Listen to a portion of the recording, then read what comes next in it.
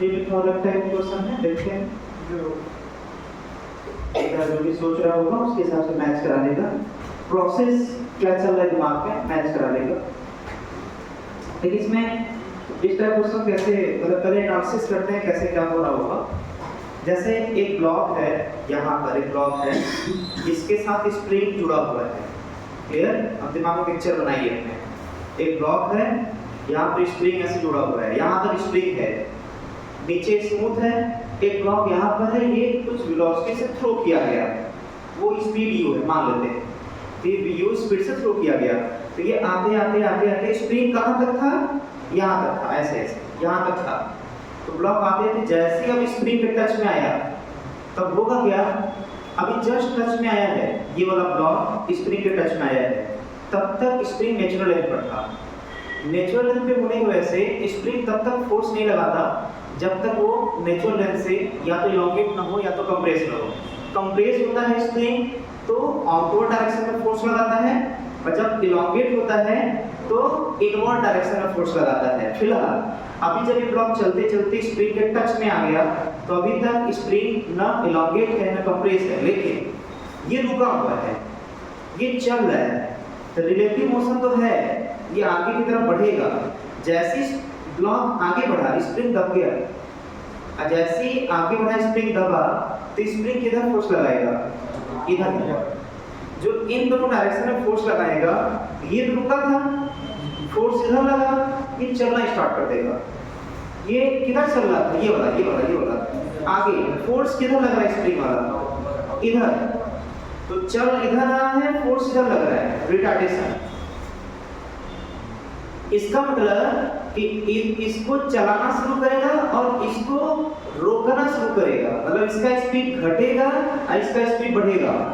जब तक इसका स्पीड बढ़ते बढ़ते और इसका स्पीड घटते घटते बराबर न हो जाए तब तक ये वाला इसके पास आता रहेगा। अगर न्यूमेरिकल एग्जांपल लिया जाए, मान लेते हैं ये 0 वेलोसिटी था और ये जो है 20 मीटर पर सेकंड से चल रहा था इधर की तरफ, अब स्प्रिंग कंप्रेस हो गया, तो इसके वेलोसिटी को 20 मीटर पर सेकंड से घटाएगा और इसकी वेलोसिटी को 0 से बढ़ाएगा। तो ये 20 से घटते घटते ये 0 से बढ़ते बढ़ते मान लेते हैं कि कोई एक ऐसा वेलोसिटी आता है, मान लेते हैं वो आ गया 12 मीटर पर सेकंड। जो नहीं बढ़ते बढ़ते घटते घटते वो 10 मीटर पर सेकंड पे आ जाएंगे गेट वाले पर। इसलिए 10 मीटर पर सेकंड नहीं लिए हैं, ये बढ़ते बढ़ते घटते घटते मिल जाएगा 10 मीटर पर सेकंड, नहीं कुछ भी हो सकता है। तो 12 मीटर पर सेकंड पर जब आएगा तो इसका मतलब कि ये घटते घटते और ये 0 से बढ़ते बढ़ते दोनों सेम डिस्टेंस पर, सेम वेलोसिटी पर आ गए। अब बताइए कि क्या अब ये इसकी तरफ जा सकता है क्या? अब तो रिलेटिव वेलोसिटी क्या हो गया? क्या ये कह सकते हैं कि यहां से यहां तक के फिनोमेना में ये वाला इसकी तरफ अप्रोच कर रहा था, जब तक बराबर नहीं हुआ था उसके पहले तक इसका वेलोसिटी ज्यादा था, इसका वेलोसिटी कम था। बराबर होने से पहले इसका वेलोसिटी ज्यादा, इसका वेलोसिटी कम था। अच्छा, इसका ज्यादा होने का क्या मतलब? ये उसकी तरफ रिलेटिव डिस्टेंस घट रहा था, इसका वेलोसिटी कम, इसका वेलोसिटी ज्यादा, मतलब इसके बीच का रिलेटिव डिस्टेंस घट रहा था। अच्छा, रिलेटिव डिस्टेंस घटने का क्या मतलब? स्प्रिंग दब रहा था, स्प्रिंग दब रहा था। स्प्रिंग कब तक दबता रहेगा, कब तक स्प्रिंग छोटा होता रहेगा? जब तक दोनों का वेलोसिटी सेम ना हो जाए। तो मतलब मैक्सिमम दबने का मतलब मैक्सिमम कंप्रेशन का क्या यहाँ पर रिजल्ट मिलकर आता है? मैक्सिमम कब तक दबेगा स्प्रिंग? जब तक उनके बीच रिलेटिव मोशन एक दूसरे की तरफ होगा, मतलब जब तक दोनों का वेलोसिटी क्या होगा, सेम ना हो जाए, तब तक स्प्रिंग छोटा ही होता रहेगा। जैसे दोनों वेलोसिटी बराबर हो गया, अब स्प्रिंग अब इससे छोटा नहीं होगा, मतलब उससे ज्यादा कंप्रेशन नहीं होगा। क्लियर ना? उसके बाद क्या होगा? तो मैक्सिमम तक तो दब गया स्प्रिंग, उसके बाद क्या होगा? तो स्प्रिंग तो दबा हुआ है, तो दबे हुए स्प्रिंग का क्या नेचर? अपोजिट फोर्स लगाएगा, मतलब इसके ऊपर इधर फोर्स लगाएगा, इसके ऊपर इधर फोर्स लगाएगा। दबे हुए स्प्रिंग का क्या नेचर, वो अभी भी सेम डायरेक्शन फोर्स लगाएगा, मतलब इस पर इधर और इस पर इधर, मतलब 12 वाला अभी भी रिटार्ड हो रहा है, लेकिन ये 12 वाला अब फोर्स इधर लगने की वजह से अब ये वेलोसिटी बढ़ेगा, मतलब इधर वाले का वेलोसिटी अब बढ़ेगा, इधर वाले वेलोसिटी घटेगा। ये कम से जा रहा है, ये तेजी से जा रहा है, इनके बीच का डिस्टेंस बढ़े घटेगा, इनके बीच का डिस्टेंस घटेगा बढ़ेगा, बढ़ने लगेगा। मतलब इसके बाद इसका वेलोसिटी बढ़ने लगेगा, तो इसका वेलोसिटी कम हो जाएगा, तो उनके बीच का डिस्टेंस बढ़ने लगेगा। और इस अगर उनके बीच का डिस्टेंस बढ़ने लगेगा तो स्प्रिंग अब किधर की तरफ जाएगा, अब नेचुरल लेंथ की तरफ जाएगा। मतलब अभी तक तो दबता जा रहा था, वो दबते दबते एक समय ऐसा आया कि जब दोनों का वेलोसिटी सेम, अब कंप्रेशन नहीं होगा, उसके बाद क्या होगा, फिर स्प्रिंग इलॉन्गेट होगा। क्लियर ना? फिर स्प्रिंग क्या होगा, इलॉन्गेट होगा। मतलब उसके साथ क्या फिनोमेना हुआ, स्प्रिंग पहले दबा, फिर मतलब कंप्रेस हुआ, फिर इलॉन्गेट हुआ, पहला चीज। अब उसके आगे देखिए और क्या क्या हो रहा है, और मैकेनिज्म देखिए क्या क्या हो रहा है। अच्छा, जब स्प्रिंग दबता है, जब स्प्रिंग कंप्रेस होता है या इलॉन्गेट होता है, दोनों केस में पोटेंशियल एनर्जी क्या करता है। जब स्प्रिंग कंप्रेस होगा तो पोटेंशियल एनर्जी क्या होगा, पोटेंशियल एनर्जी फॉर्मूला क्या होता है स्प्रिंग के केस में। अरे कुछ पता ही नहीं तो कैसे जवाब देंगे। अरे जैसे से दबेगा स्प्रिंग या इलॉन्गेट होगा, उसका पोटेंशियल एनर्जी क्या होता जाएगा, बढ़ता जाएगा। भाई ये ना बोलेंगे, क्या होता जाएगा, बढ़ता जाएगा। कैसे पता, जैसे स्प्रिंग दबेगा ये x बढ़ता जाएगा, क्योंकि x क्या होता है, नेचुरल लेंथ से कितना कंप्रेस हुआ या कितना इलॉन्गेट हुआ, नेचुरल लेंथ से जितना इलॉन्गेट या जितना कंप्रेस हुआ वही x होता है। तो जब तक दबता रहेगा ये बढ़ता रहेगा, और स्प्रिंग में पोटेंशियल एनर्जी क्या होता रहेगा, स्प्रिंग में पोटेंशियल एनर्जी क्या होता रहेगा, बढ़ता रहेगा। कब तक स्प्रिंग में पोटेंशियल एनर्जी बढ़ेगा, जब तक रिलेटिव वेलोसिटी जीरो ना हो जाए। मतलब रिलेटिव वेलोसिटी जीरो होने से पहले तक स्प्रिंग में पोटेंशियल एनर्जी क्या बढ़ रहा था, बढ़ रहा था। लेकिन रिलेटिव वेलोसिटी के बाद भी अब क्या होगा, जो मैक्सिमम तक दब गया अब वो नेचुरल लेंथ की तरफ जाएगा, और जैसे नेचुरल लेंथ की जाएगा तो फिर क्या बोलेंगे, जो स्प्रिंग में पोटेंशियल एनर्जी भर रहा था, स्टोर हो रहा था, जमा हो रहा था, वो उसके बाद घटना शुरू करेगा, अब जाना शुरू करेगा। और रूल ये होता है, जब हम लोग वर्क एनर्जी पढ़ चुके हैं कि एनर्जी हमेशा, जैसे यहाँ पर तो मैकेनिकल एनर्जी कंजर्व कर सकते हैं, कल ये बताइए, यहाँ पर मैकेनिकल कंजर्व कर सकते हैं, कितने बच्चे बताएंगे, क्योंकि मैकेनिकल कंजर्व कर सकते हैं, कितने बच्चे बताएंगे मैकेनिकल कंजर्व कर सकते हैं। हमें रीजन के साथ आंसर चाहिए, चलिए बताइए। क्योंकि वहाँ पे इंटरनल कंजर्वेटिव फोर्स लगा है। अच्छा, मैकेनिकल कंजर्व करने का कंडीशन क्या होता है, मैकेनिकल एनर्जी मतलब पोटेंशियल एनर्जी और काइनेटिक एनर्जी ना, कंडीशन क्या होता है मैकेनिकल एनर्जी कंजर्व करने का कंडीशन क्या होता है। अरे वो कंडीशन आपको पता होगा तब तो उसको अप्लाई करके चेक करेंगे ना कि क्या फुलफिल हो रहा है कि नहीं, और फुलफिल होगा तो कंजर्व करा देंगे मैकेनिकल। कितने बच्चे बताएंगे मैकेनिकल एनर्जी कंजर्व क्या होता है, बोलिए। हाँ, work done by non conservative force क्या हो जाए, जीरो। बताइए यहाँ पर नॉन कंजर्वेटिव फोर्स कितने लग रहा है, लग रहा है भैया, यहाँ पर नॉन कंजर्वेटिव फोर्स कौन लग रहा है, यहाँ पर नॉन कंजर्वेटिव फोर्स कितने लग रहे हैं, एक मतलब एक नेचर वाला, कौन, नॉर्मल फोर्स। देखिए यहाँ नॉर्मल फोर्स लग रहा है, तो क्या नॉन कंजर्वेटिव फोर्स लग रहा है, क्या लग रहा है। क्या नॉन कंजर्वेटिव फोर्स के द्वारा वर्क डन जीरो है क्या, यही तो कंडीशन होता है। नॉन कंजर्वेटिव फोर्स के द्वारा वर्क डन जब सिस्टम पर जीरो होता है तो मैकेनिकल एनर्जी कंजर्व होता है। तो क्वेश्चन होता है मैकेनिकल एनर्जी क्या होता है? मैकेनिकल एनर्जी दो एनर्जी का सम होता है। वो कौन दो एनर्जी है जिनका सम होता है? काइनेटिक एनर्जी प्लस, या इसका मतलब इस डायग्राम में, इस सिचुएशन में केवल कितने टाइप की एनर्जी है?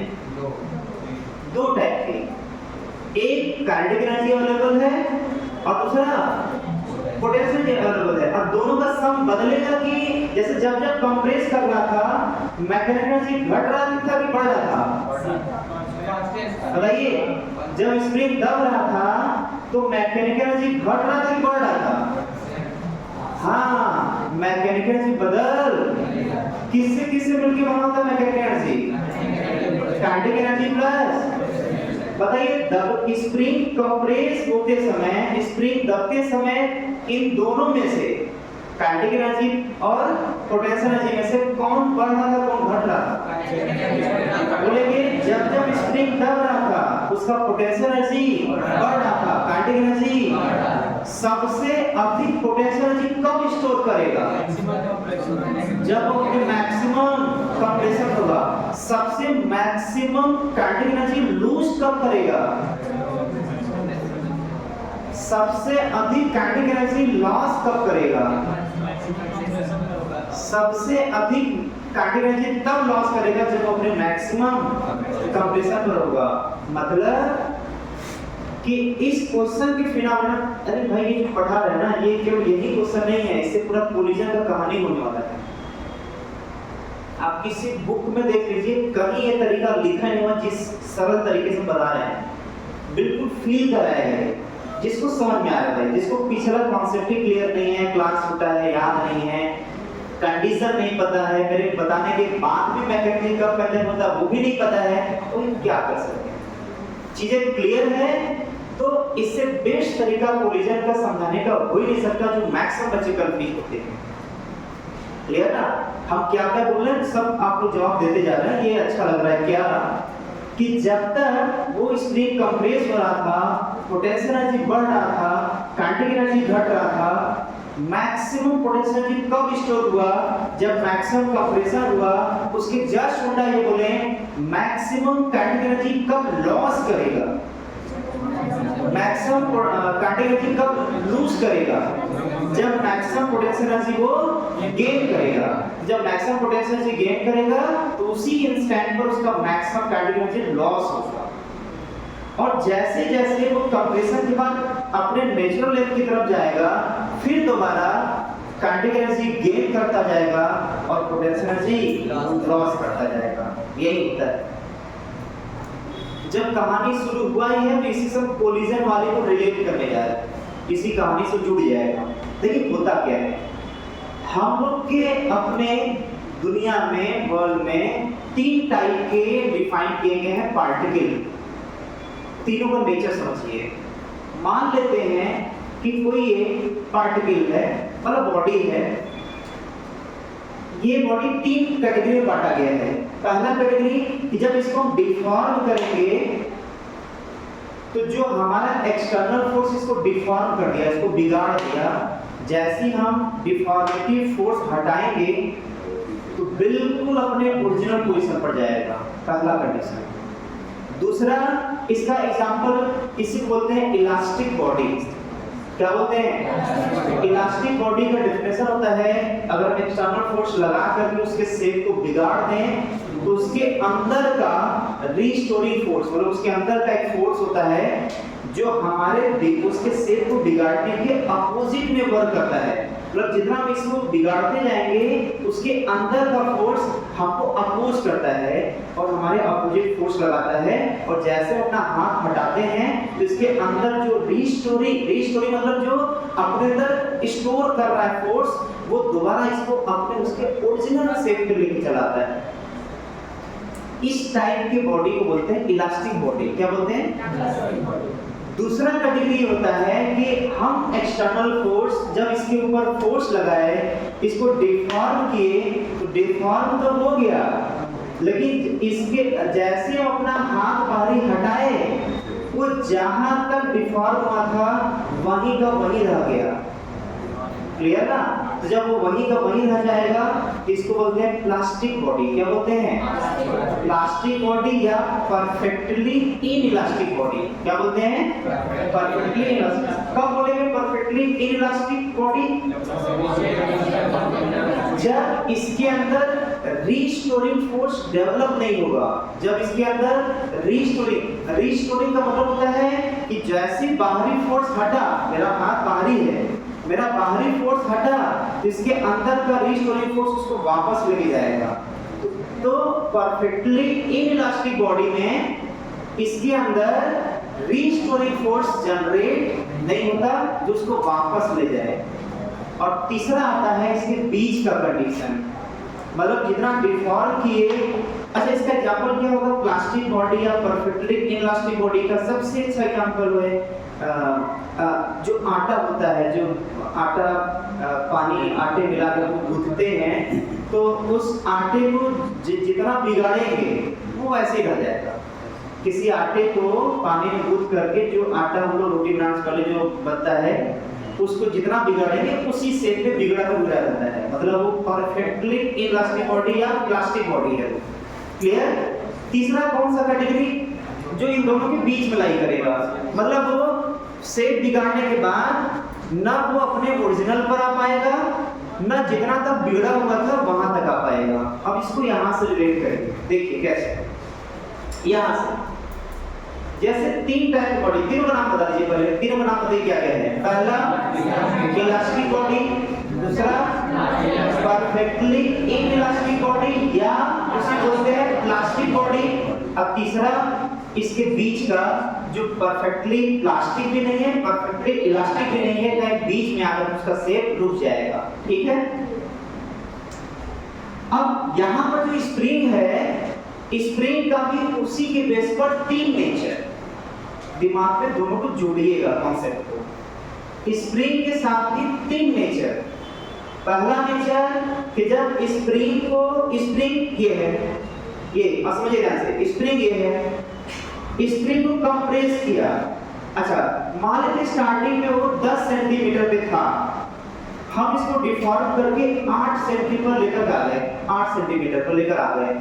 जैसे 8 सेंटीमीटर पर लेकर के फिर हम छोड़ दिए, एक्सटर्नल फोर्स हटा दिए, फिर वो 10 सेंटीमीटर पे चला गया। इसका मतलब ये जो स्प्रिंग है ये इलास्टिक बॉडी की तरह है। क्लियर? दूसरा नेचर क्या होगा?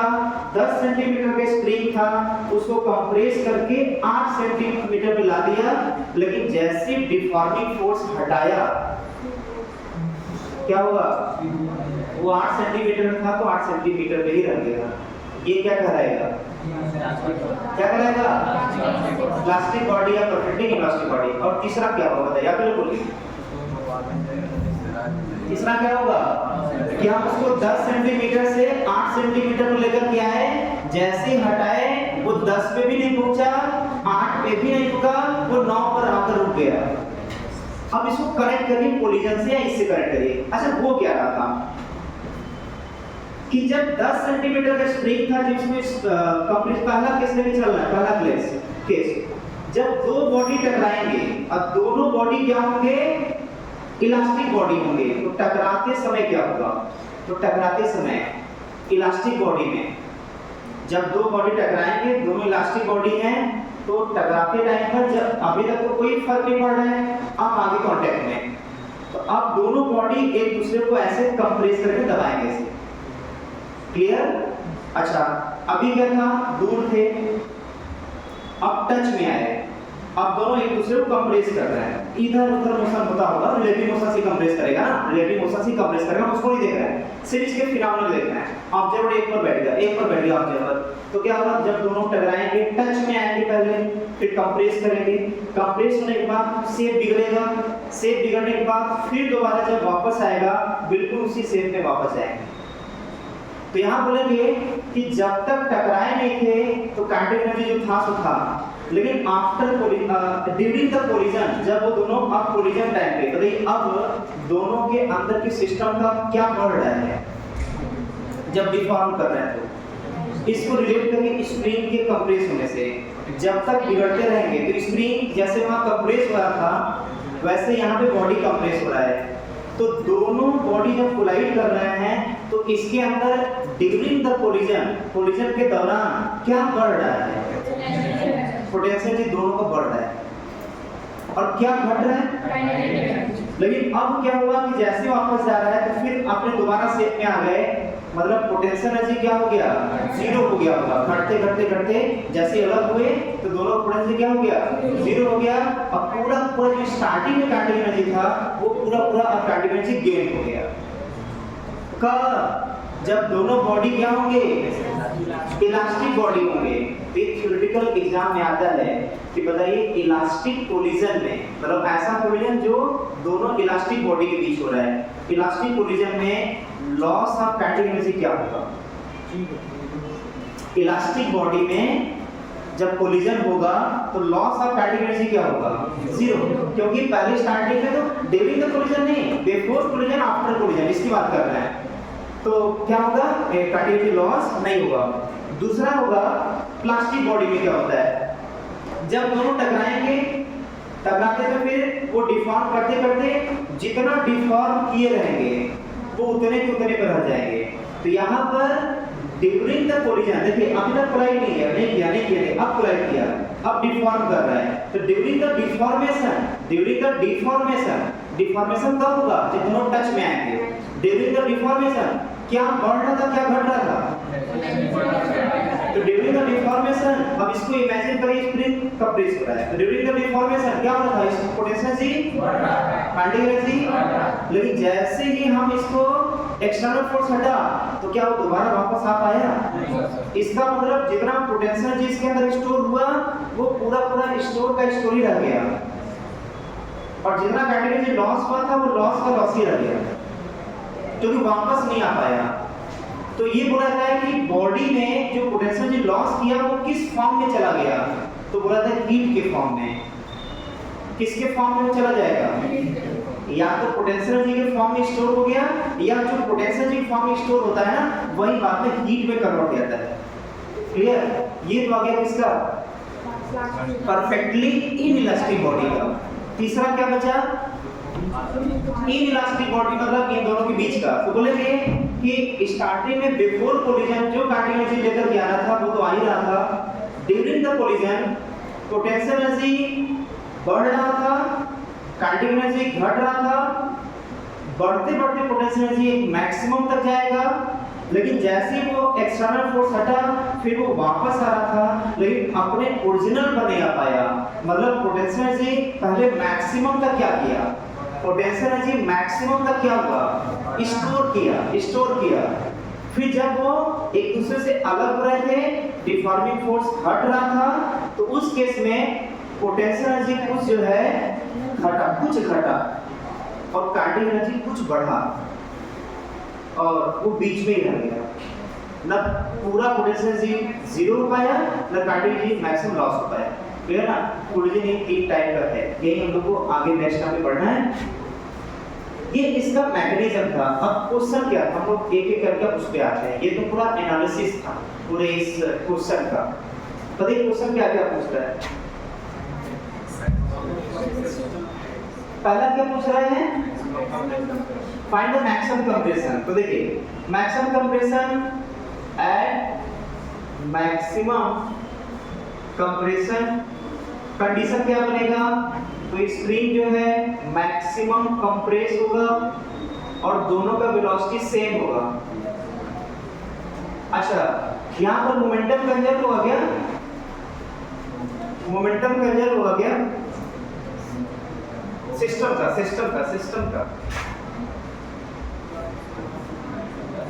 का मोमेंटम कंजर्व होगा।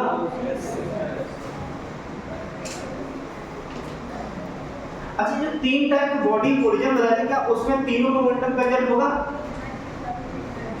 तीनों टाइप की बॉडी में क्या मोमेंटम कंजर्व होगा? तीनों टाइप, मतलब परफेक्टली इलास्टिक, परफेक्टली प्लास्टिक या इनइलास्टिक, और दूसरा उसके बीच का। क्या तीनों कोलिजन में मोमेंटम कंजर्व होगा? तो बोले मोमेंटम तो कंजर्व होगा ही, क्योंकि कोलिजन वो उनके बीच में हो रहा है, बाहरी कोई फोर्स नहीं आ रहा है कोलिजन के ड्यूरेशन में। कोलिजन के दौरान वो एक दूसरे से कोलाइड कर रहे हैं और दोनों को हम सिस्टम मान रहे हैं। तो जो कोलिजन हो रहा है वो उनके बीच में हो रहा है, कोई बाहरी फोर्स नहीं लग रहा है। इसका मतलब मोमेंटम तीनों केस में क्या होगा, कंजर्व होगा। ये सब ऑब्जेक्टिव क्वेश्चन की फॉर्म में आएंगे। तो चाहे कोलिजन परफेक्टली इलास्टिक हो, चाहे कोलिजन परफेक्टली इनइलास्टिक हो, या कोलिजन इन दोनों के बीच जिसका नाम होता है इनइलास्टिक कोलिजन, इन तीनों केस में क्या कंजर्व होगा, मोमेंटम।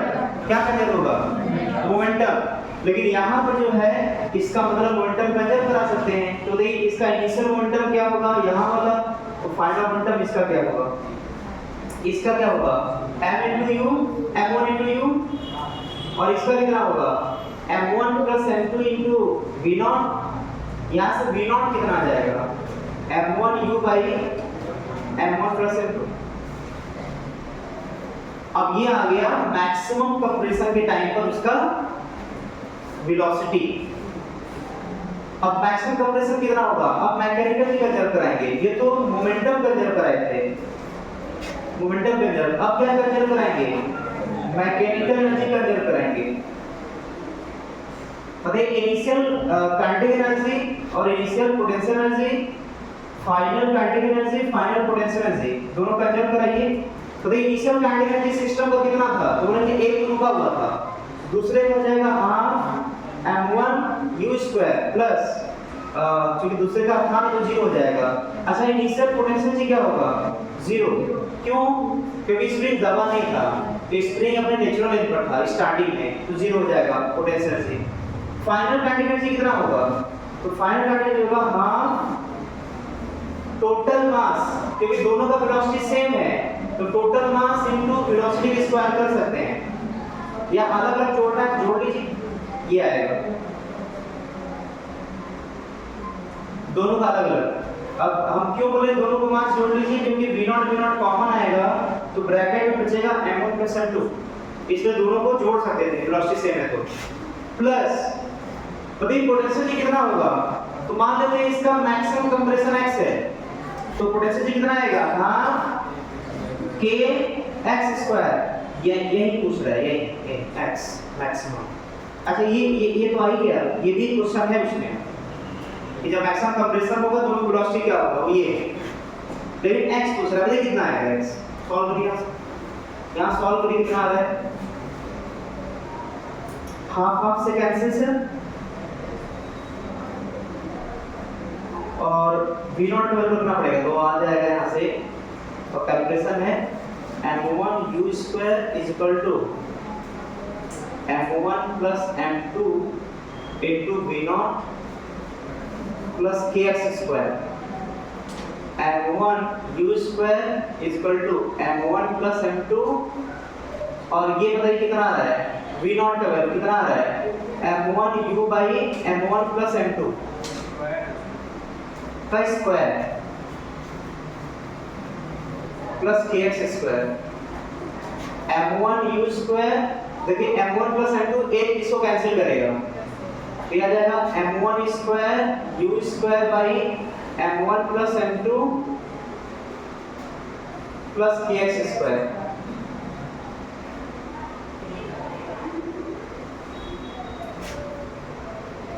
अब इसको इधर लेते जाएंगे, तो u स्क्वायर बाहर, m1 minus m1 square divided by m1 plus m2 equal to kx square. यहाँ से इसको सॉल्व करेंगे, u square m1 square cancel होगा, ये इधर जा जाएगा तो, और ये आ जाएगा m1 m2 by m1 plus m2 kx square.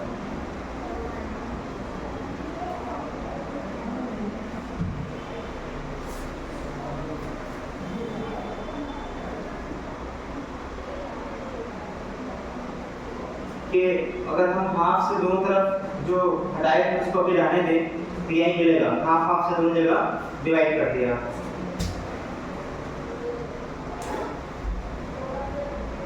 ये हमको लेकर के आना था, ये एक्सप्रेशन इसका कुछ मतलब है, इसका कुछ मायने रखता है, बहुत ही इंपॉर्टेंट है कोलिजन के व्यू से।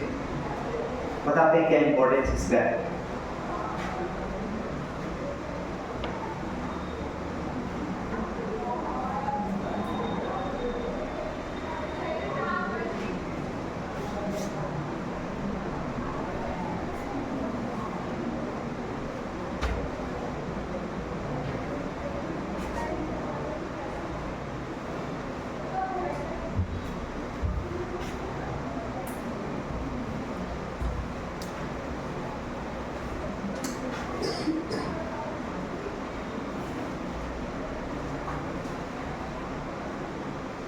सब बच्चे आ गए हैं तो हम इसको बता दे रहे हैं क्या इसका कैसे याद करना है इसको है। इधर देखिए ये जो m1 m2 by m1 plus m2 इसी को बोलते हैं रिड्यूस मास। क्या बोलते हैं?